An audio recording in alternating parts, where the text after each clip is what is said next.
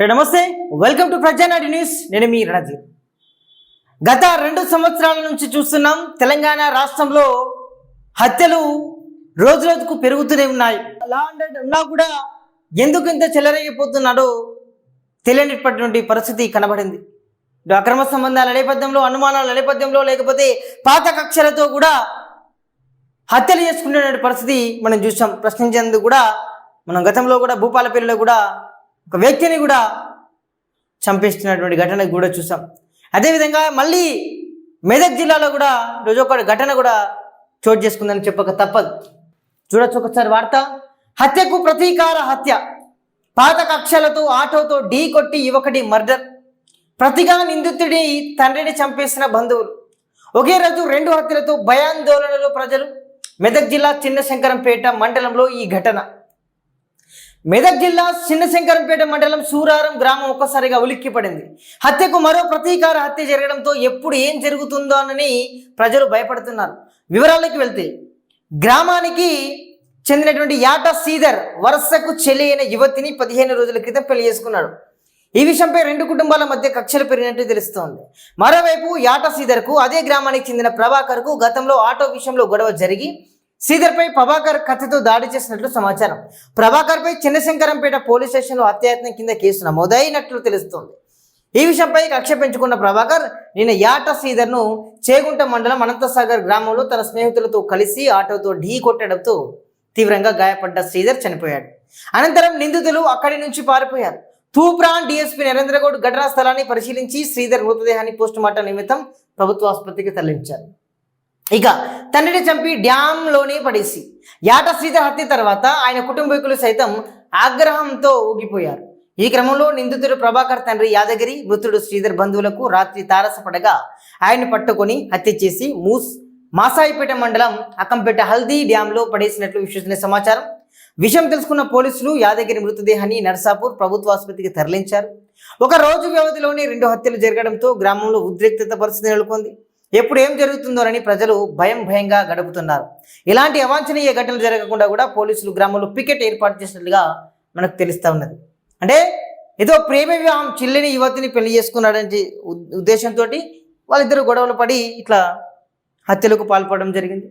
అంటే తెలంగాణలో పోలీస్ వ్యవస్థ ఎలా పనిచేస్తుందో ఒకసారి ఆలోచించాల్సిన పరిస్థితి ఉంది. మొన్న డీజీపీగా సివి ఆనంద్ గారు బాధ్యతలు స్వీకరించారు. ఫ్రెండ్లీ పోలీసింగ్ ఇప్పటి నుంచి ఉండదు అన్నారు. మరి ఇలా ఎందుకు మరి భయం లేకుండా ఉంటున్నారు అర్థం కానిటువంటి పరిస్థితి కనబడతా ఉన్నది, వస్తూ ఉన్నది. రోజు రోజుకు హత్యలు పెరుగుతుంటే ఏంటిది, అది సంబరం అనుకుంటారా ఏంటి? అసలు అన్ని విషయాలు ఇటు మామూలుగా ఏదో ఇది ప్రేమ వివాహమా, లేకపోతే ప్రేమించి పెళ్లి చేసుకున్నారా, లేకపోతే కులం ఆ విషయంలోనా అనేది కూడా అసలు తెలియదు. కానీ వీళ్ళిద్దరి మధ్య దాడి చేసుకుంటున్నారు, అటు దాడి చేసుకుంటారు. ఆల్కాడికి 2 చనిపోయారు హత్య తీసుకొని. అంటే రోజు రోజుకు హత్యలు పెరిగిపోతే తెలంగాణ అనేది అభివృద్ధిలోకి పోతుందా అనేది కూడా ఒకసారి ఆలోచించాలి. ఎందుకంటే తెలంగాణలో లా అండ్ ఆర్డర్ వ్యవస్థ ఉన్నది, ఎట్లా పనిచేస్తుందో ఒకసారి చూడాలి. రైట్, సివి ఆనంద్ గారు మీరు బాధ్యతలు స్వీకరించారు, సంతోషం. మీలాంటి అధికారులు రావాలని మాకు కూడా ఉంటుంది. ఎందుకంటే ఖచ్చితంగా నిబద్ధత పనిచేసేటువంటి అధికారి మీరు. గతంలో ఎవరు ఏం చేసుకున్నారో తెలియదు, కానీ గ్రౌండ్ లెవెల్లో డీజీపీ గారు మీ కనుసన్నల్లోనే ఇంటెలిజెన్స్ వ్యవస్థ ఉంటుంది. ఇవన్నీ కూడా మీరు ఒకసారి మీరు తెలుసుకోండి. ఎక్కడ పరిస్థితి ఎలా ఉంది, ఎక్కడ ఏం నడుస్తుంది, ఎక్కడ ఇలాంటి ఘటనలు ఉంటాయి, కొంచెం ఇబ్బంది పెట్టేటువంటి ప్రాంతాలు ఉంటాయి కదా, వాటి ఏమున్నాయి, ప్రజలు ఎలా ఉన్నారు, ప్రజలతో ఏమైనా ఇబ్బందులు అంటే ప్రజలు ఏమైనా వేరే టూల్ ద్వారా ఇబ్బందులు ఎదుర్కొంటున్నారా, ఇలాంటి దాడులు ఇంకా ఎన్ని జరుగుతాయో చూడాలి కదా మనం కూడా.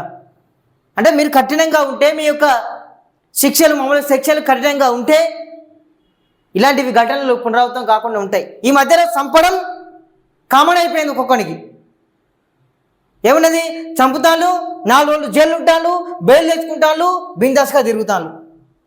ఇది ప్రతి ఒక్క చోట ఉన్నది, భారతదేశంలోనే ఉన్నదండి. చచ్చిపోతున్నాడు పాపం, పోరాటం చేస్తున్నటువంటి వ్యక్తి ఉన్నాడు, చేసిండు నా పేరు మంచిగా ఉంటుందని. లాస్ట్కు వాళ్ళ పిల్లంతా కూడా రోడ్డున పడ్డేటువంటి పరిస్థితి కనబడతా ఉంది, మనం చూస్తూ ఉన్నాం.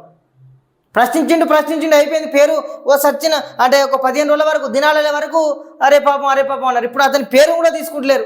అతన్ని చంపిన వాళ్ళు ఏటూలు ఉన్న వాళ్ళందరూ కూడా బెయిల్ తోటి బయటకు వచ్చి దర్జాగా రాజకీయం చేసుకుంటా, పనులు చేసుకుంటా, తినుకుంటా, తాక్కుంటా జీవనం సాగిస్తూ ఉన్నారు.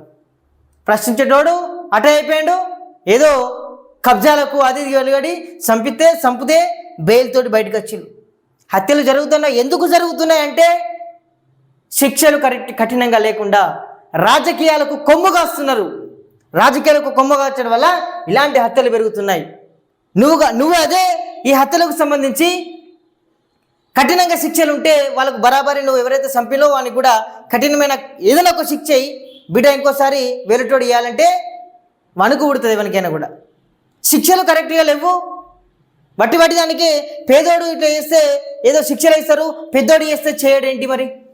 ఎందుకంటే రాజకీయం, డబ్బులు సూట్ కేసులు వస్తాయి వీళ్ళకు. కాబట్టి కొంతమంది మారాలి. పోలీస్ వ్యవస్థ నిజంగా చెప్తున్నామండి, పోలీసుల మీద మాకు అపారమైనటువంటి గౌరవం ఉన్నది. పోలీసులు చట్టాలను కాపాడుతూ ఆ యొక్క చట్టాలకు లోబడి పనిచేయాలి తప్పించి చట్టాలకు వ్యతిరేకంగా పనిచేయకూడదు. ఎందుకంటే రాజకీయ నాయకుల ఊడిగం చేస్తూ ఉన్నారు పోలీసులని కూడా మేము ఆల్రెడీ గతంలో వీడియో చేసాం.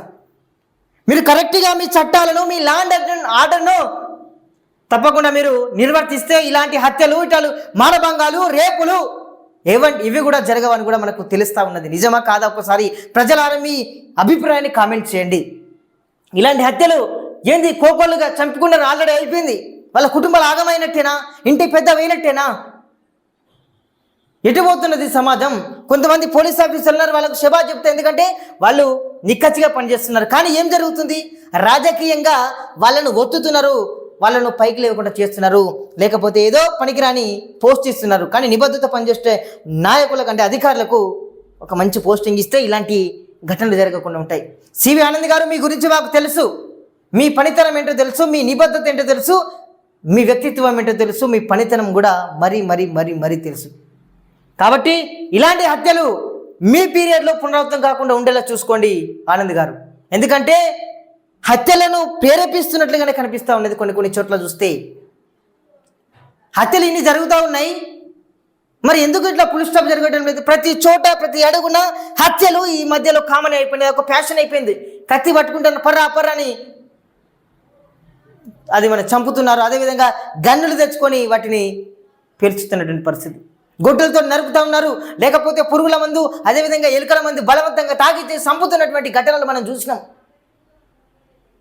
కాబట్టి సెక్షన్లు, చట్టాలకు లోబడి పనిచేయండి. ఇలాంటి ఎవరైతే హత్యలు చేస్తారో వాళ్ళ మీద కఠిన చర్యలు తీసుకోండి. ఇంకొకడు చేయడానికి ముందుకు వస్తాడా? అరే వానికి అట్లా పడితే బయటకు వస్తారే, నా పానం ఉన్నదే 60 సంవత్సరాలు, 100 సంవత్సరాలు ఎవడు బతుకుతలేడు? 60 సంవత్సరాలు 70 సంవత్సరాలు బతికి 3 పూటలు చక్క చల్లగా పని చేసుకొని చప్పడే వండుకుంటూ అయిపోతుంది. మరి పిల్లలతోటి, కుటుంబ సభ్యులతో, మనవరాళ్ళతో మంచిగా ఉంటుంది అనే ఉద్దేశం రావాలి. కానీ వస్తుందా? మద్యం మత్తులో, లేకపోతే ఎవరికో ఏదో విషయంలో మర్డర్ చేయడం, జైలుకు పోవడం, బెయిల్ తెచ్చుకోవడం, ఇదంతా జరుగుతూ ఉన్నది. ఇలాంటి హత్యలకు ఈ ఫుల్ స్టాప్ పట్టేది ఎప్పుడు? ఫుల్ స్టాప్ పడేది హత్యలకు కేర్ ఆఫ్గా తెలంగాణ మారుతుంది అనేటువంటి ముచ్చట కూడా వస్తుంది కావచ్చు ఇంకో కొన్ని రోజులు అయితే. కాబట్టి నిజంగా పోలీస్ శాఖకు నేను రిక్వెస్ట్ చేస్తున్నాను. అదేవిధంగా తెలంగాణ రాష్ట్ర ముఖ్యమంత్రి శ్రీ రేవంత్ రెడ్డి గారు, మీరు కూడా దీనిపైన నిఘా పెట్టండి. ఎందుకంటే హోంశాఖ కూడా మీ దగ్గరనే ఉంది. లా అండ్ ఆర్డర్ను కూడా మీరు సక్రమంగా తీర్చిదిద్దే ప్రయత్నం చేయండి. లేకపోతే ఆ శాఖను వేరేటువంటి మంచి గడ్స్ ఉన్నటువంటి నాయకునికి ఇవ్వండి ఆ మంత్రి శాఖ. ఇలాంటి హత్యలకు ప్రేరేపిస్తే, అంటే ఇలాంటి హత్యలు ఇంకా ముందుకు వస్తే మనం లాస్ట్కు ప్రేరేపించినట్లు అవుతుంది కదండి. మీరు నిబద్ధతతో పనిచేయండి, మీరు నిక్కచ్చిగా పనిచేయండి, ప్రజల తరపున పనిచేయండి. ప్రజలు ఇట్లా హత్యలు జరుగుతుంటే ప్రజలు ప్రాణాలు అరచేతులు పెట్టుకొని ఉంటున్నారండి గ్రామంలో, వివిధ ప్రాంతంలో. చూద్దాం మరి ఇంకా హత్యలు పెరుగుతాయా, లేకపోతే పులిస్టా పడుతుందా, లేకపోతే శాంతి భద్రతలకు ఇట్లా విఘాతం కలిగిస్తారా? శాంతి భద్రతలను కాపాడేటువంటి పరిస్థితి లేదా తెలంగాణ రాష్ట్రంలో అనేది కూడా మనం ముందు చూడాలి. నిజంగా శాంతి భద్రతలు విఘాతం కలిగిస్తున్న వారిపైన కఠిన చర్యలు తీసుకోవాలి. శాంతి భద్రతకు లోబడి పనిచేయాలి. శాంతి భద్రత కాపాడాల్సిన బాధ్యత మన తెలంగాణ రాష్ట్ర ప్రజానీకం పైన ఉన్నది. రేవంత్ రెడ్డి గారు స్పందించాలి. సివి ఆనంద్ గారు ముఖ్యంగా మీరు కూడా స్పందించండి. మీరు మీ యొక్క తెలివితో పనిచేయండి. 100%గా ఈ హత్యలు, ఇవన్నీ రేపులు, మానభంగాలు, ఈ చంపడాలు, ఇవన్నీ చావడాలు ఇవన్నీ తగ్గుతాయండి. మాకు నమ్మకం ఉన్నదని కూడా మేము భావిస్తాము. పోలీస్ శాఖ నిజంగా కాకి దుస్తులు వేసుకున్నటువంటి వారికి ఒక రక్తం అనేది మరుగుతూనే ఉంటుంది. ఎందుకంటే వాళ్ళకు మంచిగా పనిచేయాలనేటువంటి ఆశ ఉంటుంది. ఒక కాకి డ్రెస్ వేసుకుంటే ఒక ఫైర్ ఉంటుంది, ఒక అన్నీ ఉంటుంది, అన్ని విధాల లాభం ఉంటుంది. నిజంగా చెప్పాలంటే మంచి చేస్తునికి మంచిగా చేస్తారు, చెడు చేస్తునికి వాడిని కూడా ఒక రకంగా మంచిలోకి ట్రాప్ చేశారు. బాబు బిడ్డ ఉండాలా బిడ్డ నువ్వు అనేసినటువంటి ఒక నిజాయితీ ఒక కాకి డ్రెస్లో ఉంటుంది అని చెప్పక తప్పదు. కానీ కాకి డ్రెస్ ఇప్పుడు ఎట్లా అయిపోయిందంటే రాజకీయ నేతల ఊబిలోకి వెళ్ళిపోయింది. వాళ్ళ యొక్క చేతి గ్రిప్పులో ఉన్నది. మీరు నిక్కజిగా పనిచేయండి బాస్, సరిపోతుంది. ఇలాంటి హత్యలకు పులి స్టాప్ పెట్టక తప్పదు ఇంకా. సో చూస్తున్నానండి Prajanadi. Thank you so much.